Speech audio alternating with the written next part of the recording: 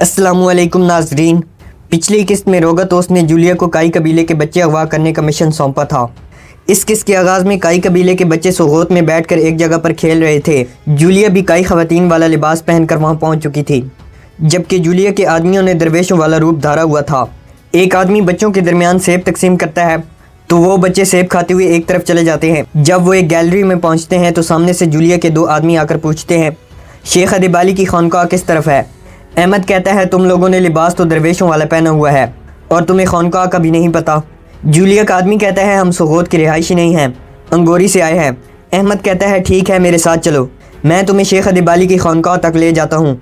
ये कहकर बच्चे जैसे ही पीछे मुड़ते हैं तो पीछे से जूलिया अपने दो आदमियों के साथ आ जाती है। जूलिया और उसके आदमी बच्चों को घेर लेते हैं। जूलिया बच्चों से कहती है, हमें खानकाह की नहीं बल्कि तुम्हारी ही तलाश थी। ये सुनकर बच्चे वहाँ से भागने लगते हैं तो जूलिया और उसके आदमी बच्चों को पकड़ लेते हैं और उनकी गर्दन में एक छोटा सा तीर मारते हैं। जूलिया कहती है, ये तुम लोगों की जान नहीं लेगा, बस तुम लोगों को ज़रा सी देर के लिए बेहोश करेगा। इसके बाद वो बच्चों को उठाकर एक घोड़ा गाड़ी में डाल देते हैं। जूलिया कहती है, जल्दी से घोड़ा गाड़ी को कपड़ों से ढांप दो। इसके बाद तमाम बच्चों को ढांप दिया जाता है। इसी दौरान एक आदमी वहाँ आता है और जूलिया से पूछता है, कौन हो तुम लोग और यहाँ क्या कर रहे हो? ये सुनकर जूलिया उसकी गर्दन में भी अपना तीर फूंक देती है। आदमी जब नीचे गिर जाता है तो जूलिया और उसके आदमी घोड़ा गाड़ी को वहाँ से ले जाते हैं। काई कबीले में बाला उस्मान से कहती है, गोंचा ने हमारे लिए अपनी जान दाव पर लगा दी। उस्मान कहते हैं, शिफा देने वाली ज़ात अल्लाह की है, हम अल्लाह की जानिब से शिफा का इंतज़ार करेंगे, फ़िक्र मत करो, गोंचा ज़रूर ठीक हो जाएगी। बाला कहती है, मैं बहुत डर गई थी उस्मान, मैं उरहान के लिए बहुत ज़्यादा खौफज़दा थी और अब मैं अपनी बहन की जान के इम्तिहान से गुजर रही हूँ, मेरा कलेजा मुँह को आ रहा है उस्मान। उस्मान कहते हैं, बाला मैं तुम्हारे साथ ऐसा करने वालों की सांसें काट दूंगा, मगर अपनी खूबसूरत आंखों से खौफ ख़त्म कर दो। इसी दौरान मलून वहाँ आती है और कहती है, हजूर काफरों के हमले में कुछ छुपा हुआ है, हम पर और कबीले पर एक ही वक्त में हमला बिला वजह नहीं है। उस्मान कहते हैं, सब के सामने हमारे कबीले को हदफ बनाया गया, ये किसी एक आदमी का काम नहीं हो सकता, वाज़ेह हुआ कि काफिर मुत्तहिद हो चुके हैं। बाला कहती है, हम उनके इत्तेहाद के ताने बाने उधेड़ने का अहद करते हैं। उस्मान कहते हैं, मगर पहले कबीले में मौजूद गद्दार को तलाश करके सामने लाना ज़रूरी है। अजनीक जाते हुए तदबीर के तौर पर मैंने रास्ता तब्दील किया और इस बात का इल्म महज चंद अफराद को था। पादरी ग्रेगोर की अमानत का खेमे में होना भी खुफिया था। मलहुन कहती है, अमानत का औताक में होने वाली बात का सिर्फ गोगचे को पता था। उस्मान कहते हैं, मैंने उसे अपने कबीले में और उरहान के साथ रखा है, उसके चाल चलन ठीक ना होने का मुझे क्यों नहीं बताया गया? मलहुन कहती है, कालीनों के मसले के बाद उसने कसम खाई थी, उसने अपने अमल को जहालत कहकर माफ़ी तलब की थी, इसीलिए मैंने उसे माफ़ कर दिया था हजूर। बाला कहती है, हमने उसे माफ़ करके हमाकत की थी। उस्मान कहते हैं, अगर ये गद्दारी करने वाली गोगचे है तो हम इसकी लगामें थामने वाले का पता लगाए बगैर इसे कुछ नहीं कहेंगे। उस्मान मलहुन से कहते हैं, ये मामला तुम्हारी जिम्मेदारी हुई मलहुन कहती है, हमारी नज़रें उसी पर रहेंगी हजूर। ये कहकर मलहुन वहाँ से चली जाती है। बाला कहती है, फ़िक्र मत करें हजूर, मुझे भी इजाज़त दे, मुझे गोंचा के पास जाना होगा। ये कहकर बाला भी वहाँ से चली जाती है। दूसरी तरफ जंगल में जूलिया और उसके आदमी बच्चों को लेकर जा रहे थे। इसी दौरान बच्चों को होश आ जाता है और वो उठ बैठते हैं। काई कबीले में मलहुन बहादुर को बुलाकर उससे तफ्तीश कर रही थी। मलहुन बहादुर से पूछती है, गोगचे के बारे में तुम्हारा क्या ख्याल है? बहादुर कहता है, मुझे नहीं मालूम, आप कैसी बातें कर रही हैं मलहुन खातून। मलहुन कहती है, गोगचे पर गहरी नज़र रखो। बहादुर पूछता है, खैर तो है मलहुन खातून, गोगचे से कोई कसूर सरजाद हुआ है? मलहुन कहती है, जो मैंने कहा है वही करो। वो कहाँ जाती है और किससे मिलती है, उसके हर कदम की खबर रखो। कुछ देर बाद गोगचे वहाँ शरबत लाती है। गोगचे शरबत को एक तरफ रख देती है तो मलहुन बहादुर से कहती है, मेरे हुक्म पर अच्छी तरह अमल करना बहादुर। बहादुर कहता है, आप समझें कि काम हो गया है मलहुन खातून, मुकम्मल तौर पर बेफिक्र रहें। ये कहकर बहादुर गोगचे की तरफ देखता है और फिर अपने सीने पर हाथ रखकर वहाँ से चला जाता है। दूसरी तरफ जूलिया और उसके आदमी जंगल में एक जगह रुककर अपना लिबास तब्दील कर रहे थे। अहमद मौका देखते ही घोड़ा गाड़ी से नीचे छलांग लगा देता है और फिर वहाँ से भाग जाता है। जूलिया अहमद को देखते ही अहमद के पीछे भागना शुरू कर देती है। काई कबीले में उस्ताद दाऊद एक जांबाज को सोना देते हुए कहता है, ये सोना सोगोत के लोहारों को पहुँचा दो, उनसे कहो कि जनाब का तालब किया गया माल जल्द अज जल्द तैयार करो। इसी दौरान कबीले के तिबल बजते हैं और बाईसुंगर एक सिपाही के साथ कबीले में दाखिल होता है। बाईसुंगर अपने घोड़े से नीचे आता है तो कबीले के तमाम लोग बाईसुंगर के गिर्द जमा हो जाते हैं। बाईसुंगर उस्मान को खबर देते हुए कहता है, जनाब मस्जिद में तालीम हासिल करने वाले बच्चों को अगवा कर लिया गया है। ये सुनकर तमाम ख़वातीन परेशान हो जाती हैं और अपने अपने बच्चों के बारे में फ़िक्रमंदी का इजहार करती हैं। बाला भी अहमद की वजह से काफ़ी परेशान हो जाती है। बाईसुंगर के साथ आने वाला सिपाही कहता है, जनाब उन्होंने दरवेशों का रूप धारा हुआ था और उनकी सरबराही एक खातून कर रही थी। उस्मान कहते हैं यकीनन ये वही खातून है जिसने रात के अंधेरे में कबीले पर भी हमला किया था। गेंजेबे भी भागता हुआ वहाँ आता है और उस्मान को खबर देते हुए कहता है जनाब दुर्गा की मस्जिद में तालीम हासिल करने के लिए जाने वाले बच्चे अभी तक नहीं लौटे। एक सिपाही कहता है बाकी कबाइल से भी ऐसी ही खबरें आ रही हैं जनाब।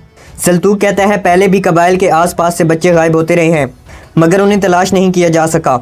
ये सुनकर तमाम ख़वातीन परेशान हो जाती हैं जबकि उस्मान कहते हैं वो हमसे आमने सामने मुकाबला करने में कामयाब नहीं हो पाए, हमें हरा नहीं पाए।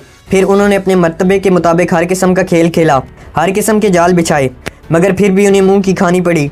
अब वो हमसे हमारे मासूम बच्चों को छीनना चाहते हैं। उस्मान अपना हाथ बुलंद करके कहते हैं सब लोग अपने दिलों को सुकून में रखें। उस्मान सिपाहियों से कहते हैं आसपास तलाश शुरू कर दो, अपने साथ माहिर तरीन खोजी ले जाओ, किलेदारों की हदूद में भेड़ियों की तरह चढ़ दौड़ो, कोई सुराग हासिल किए बगैर हरगिज़ वापस मत आना। अगर मेरे बच्चों को ज़रा सी भी तकलीफ़ दी गई तो दुश्मनों को कब्र में भी सुकून नहीं मिलेगा। इसके बाद उस्मान सिपाहियों को वहाँ से जाने का कहते हैं तो एक बड़ी तादाद में सिपाही बच्चों को तलाश करने के लिए निकल जाते हैं।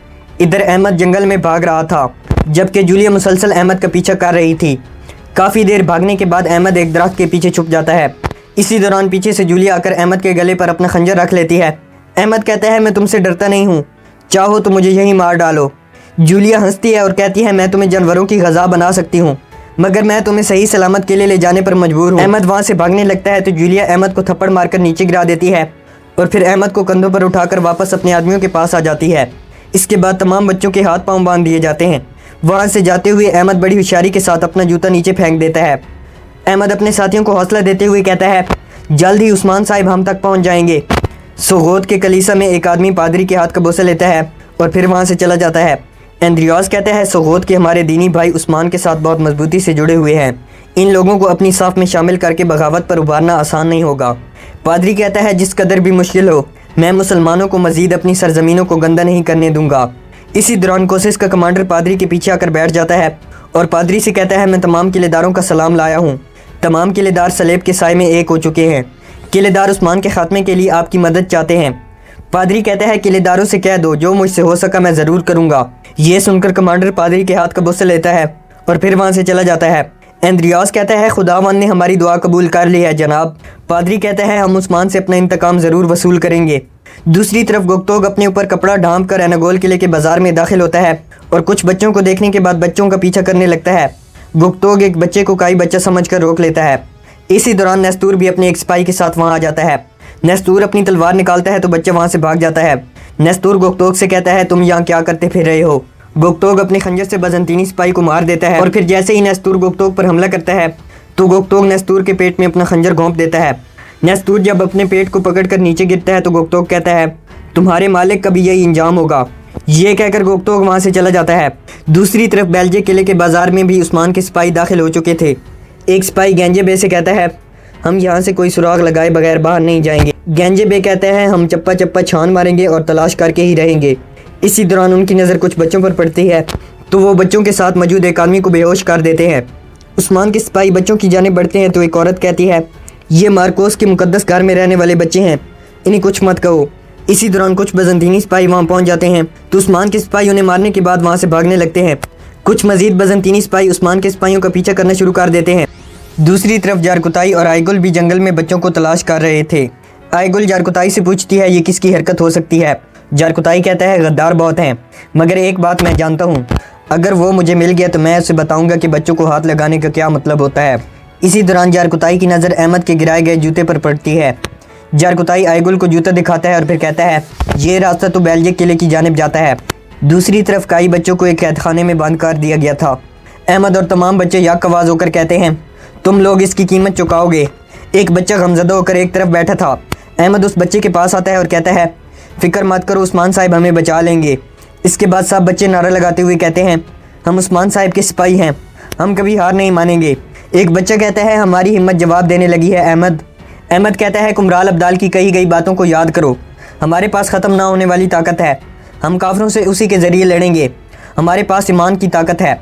ये कहकर वो सब अल्लाह अकबर का नारा लगाने लगते हैं। दूसरी तरफ कोसिस निकोला और रोगतोस को बताते हुए कहता है सोगोत से मेरा आदमी लौट आया है। पादरी ग्रेगोर भी हमारी राय से मवाफ़क़त रखते हैं और वो भी उस्मान की मौत चाहते हैं। कोसिस कहता है दोस्तों अगर सोगोत गिरा तो उस्मान भी गिर जाएगा, अब पादरी भी हमारे साथ है।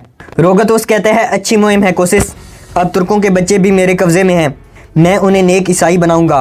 उनमें से हर एक कलीसिया में तालीम हासिल करेगा और जब अजीम ईसा अलैहिस्सलाम उनके दिलों में रासिख हो जाएंगे तो वो ईसाइयत के लिए लड़ने वाला हमारा एक ख़ास लश्कर बन जाएंगे। निकोला कहता है, वाह भाई, तुर्कों के खात्मे के लिए तुर्कों को ही तरबियत दी जा रही है। मैंने इससे प्यारी मुहिम कभी नहीं सुनी रोगतोस। मैं और शैतान तुम्हारे सामने झुकते हैं। ये कहकर वो सब मशरूब पीते हैं। काई कबीले में उस्मान तीर की धार को तेज़ करते हुए कहते हैं, जो आंख मेरे कबीले के मुस्तकबिल पर नज़र रखे हुए है वो आंख उखाड़ दी जाएगी। जो पुश्त से वार करता है उस पर गलबा हासिल किया जाएगा। हमारे बच्चे जिन्हें हम अपनी नस्ल कहते हैं, जो उन्हें हमसे छीनने की कोशिश करेगा, हम उस पर बारिश की तरह गिरेंगे। ये कहकर उस्मान तीर को कमान में डालते हैं और निशाना लगाकर मोमबत्ती की आग बुझा देते हैं। दूसरी तरफ बोरान गोंचा के माथे पर ठंडी पट्टियाँ रख रहा था। इसी दौरान कुमराल अब्दाल वहाँ आते हैं तो बोरान कहता है, इसका जिस्म बहुत गर्म है कुमराल अब्दाल, खुदारा कुछ करें। कुमराल अब्दाल कहते हैं, इसका ज़ख्म गहरा है बोरान, हम इसके लिए दुआ करेंगे। ये सुनकर बोरान फिक्रमंदी से पूछता है, क्या गोंचा ठीक हो जाएगी? कुमराल अब्दाल कहते हैं, गोंचा खातून मजबूत है। इसके बाद कुमराल अब्दाल गोंचा को दवा पिलाते हैं। इसी दौरान बाला वहाँ आती है तो कुमराल अब्दाल उठकर वहाँ से चले जाते हैं। बाला गोंचा के पास बैठ जाती है और गोंचा से कहती है, तुम ठीक हो जाओगी मेरी बहन। गोंचा कहती है, ऐसा मत कहो बाला, अब मेरे अंदर ताकत नहीं है। ये सुनकर बोरान जज्बाती होकर रोने लगता है। बाला कहती है, हमें बीच राह में मत छोड़ो, तुम ठीक हो जाओगी और हमारे बच्चे एक साथ बढ़ेंगे। बाला रोते हुए कहती है, मैं तुम्हारी हिफाजत नहीं कर सकी गोंचा, मुझे माफ़ कर दो।